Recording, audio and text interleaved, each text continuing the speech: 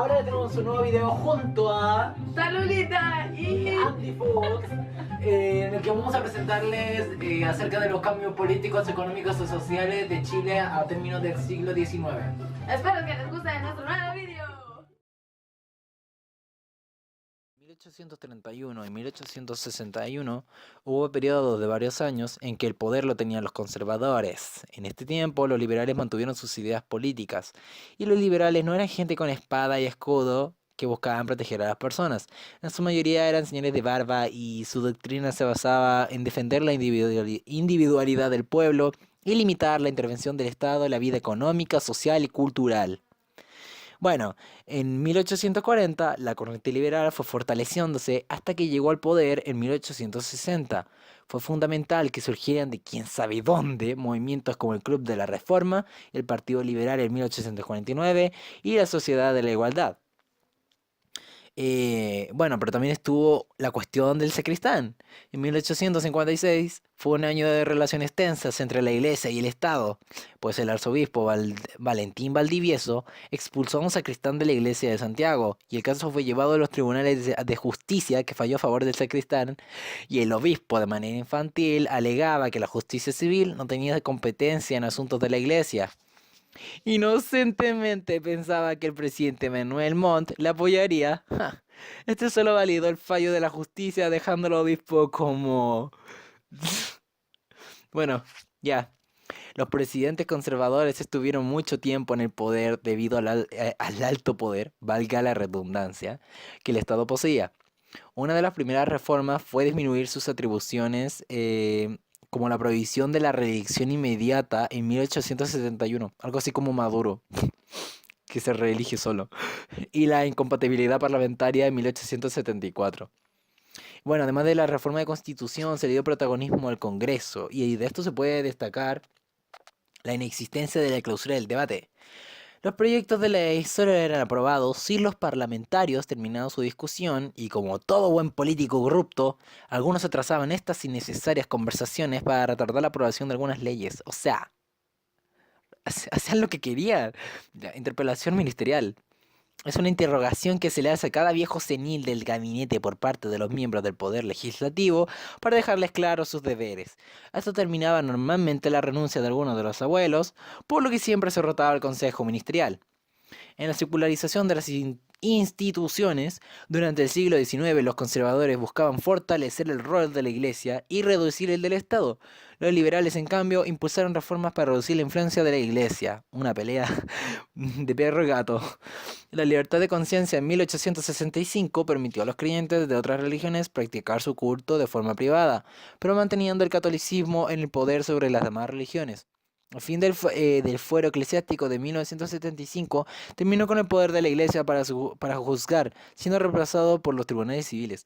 O sea, menos mal, o sea, actualmente estaremos siendo juzgados por las leyes católicas. No sé si sea bueno o malo. Ahí hay que dejarlo para distinta opinión, para debatir ahí. Bueno, además de las transformaciones políticas, está la económica. Las principales transformaciones generadas por la riqueza del salitre vinieron siendo la infraestructura, como las cuales para extraer el salitre en las pampas del desierto de Atacama tuvieron que construir oficinas salitreras, como construir los espacios productivos, comerciales y habitacionales. Y otra fue la inversión chilena y extranjera, donde los territorios pasaron a ser parte de Chile, y luego de la Guerra del Pacífico vendieron los certificados a empresarios privados extranjeros. El Estado comenzó a recaudar ganancias mediante el cobro de impuestos a su exportación. Ganaban dinero por todo.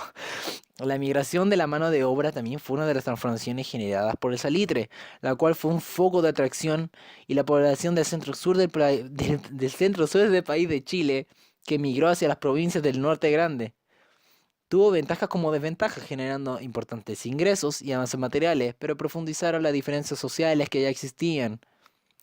Bueno, en el crecimiento fiscal y sus sectores productivos, hubo un aumento del ingreso fiscal, donde el Estado chileno, quien continuaba siendo dueño de las tierras en donde se llevaba a cabo la producción, cobraba un impuesto cuyo valor correspondía a un tercio de la producción.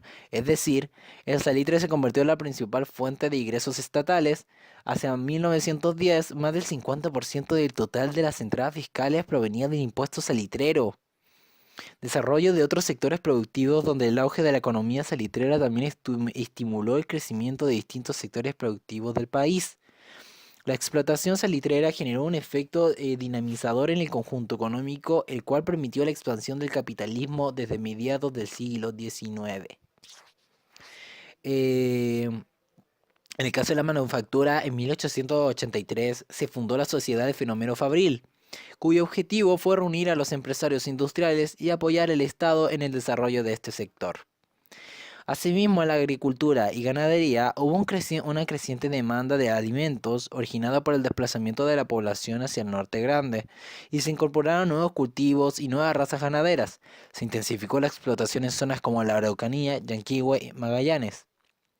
Y se formó un intercambio comercial interno y externo y llevó a la creación de nuevas instituciones financieras como la Bolsa de Comercio de Santiago en 1873 y el Banco de Chile en 1893.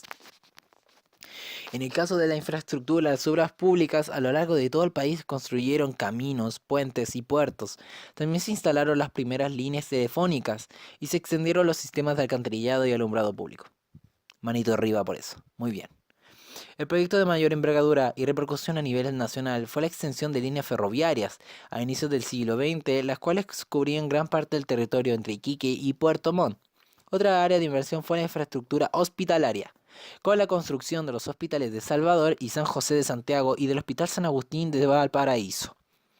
En el caso de la educación, su principal inversión, realizada por el Estado en términos de bienestar social, fue la educación pública, donde la preocupación central fue la ampliación de la cobertura. Pasaron de ser cerca de 1.300 establecimientos en 1895 a superar los 3.000 en el año 1925. También aumentó el número de alumnos y profesores participantes en la educación pública, y los primeros pasaron a ser cerca de 90.000 en 1870, a más de 400.000 en 1925. Aumentaron considerablemente, pasando de casi 1.000 profesores en 1880 a más de 10.000 en 1920. Y pasando al ámbito social, en Chile y el resto del mundo, la expansión económica e industrial provocó el surgimiento del proletariado en el contexto chileno. Este grupo social, constituido por obreros y trabajadores mayormente, fue el menos beneficiado con el auge salitrero. El término cuestión social, que surgió durante el siglo XIX, hace referencia a los problemas de los trabajadores urbanos y las oficinas salitreras, junto con los procesos de industrialización. Uno de los factores de la cuestión social en Chile fue la migración campo-ciudad, el cual fue el desplazamiento de muchos trabajadores del sur hacia ciudades como Valparaíso y Santiago en busca de una mejor oportunidad de trabajo. ¡Súper bien! Otro factor relevante fue el explosivo proceso de urbanización, porque debido a la alta migración se hizo notoria la falta de urbanización en el norte. Los nuevos habitantes de las periferias no poseían servicios básicos como el alcantarillado y agua potable, y esto favoreció problemas de salubridad e higiene. Pobrecitos, no podían bañarse. So sad. Por último, la inexistencia de regulaciones laborales provocó jornadas extensas, salarios bajos y no tenían permitido tener días de descanso. Por si fuera poco, en las oficinas salitreras pagaban con unas porquerías de fichas que solo podían ser cambiadas en pulperías o comercios dentro de las mismas salitreras. O sea, eran un asco, no servían. Estas mismas pésimas condiciones de trabajo llevaron a los sectores populares a formar organizaciones como las sociedades de socorros mutuos, y que están en su mayoría obreros y artesanos, que pagaban cuotas entre sus miembros para brindar atención médica, medicamentos gratis o pensiones para los incapacitados por alguna enfermedad o vejez. Muy bien, ayuda mutua. Las sociedades de resistencia que surgieron a comienzos del siglo XX con una ideología anarquista,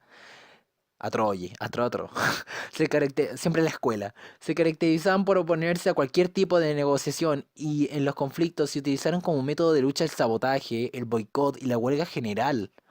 En otras palabras, ellos se pusieron los pantalones, se empoderaron y dijeron: no toleremos más que nos traten como basura, porque vivimos en ella, pero no somos basura. Muy bien. Una de las primeras formas de lucha, y fue tan absurdamente buena que aún se usa, es la huelga. En 1890 se desarrolló la primera huelga general, cuyo origen fue en Iquique y se expandió hacia Valparaíso, Santiago, Coronel y Lota. Bueno amigos, eso ha sido todo por hoy. Y espero que les haya gustado este video. Denle like y no olviden Suscribirse y compartir, por favor. activen las notificaciones en la campanita. Y eso. Que estén bien.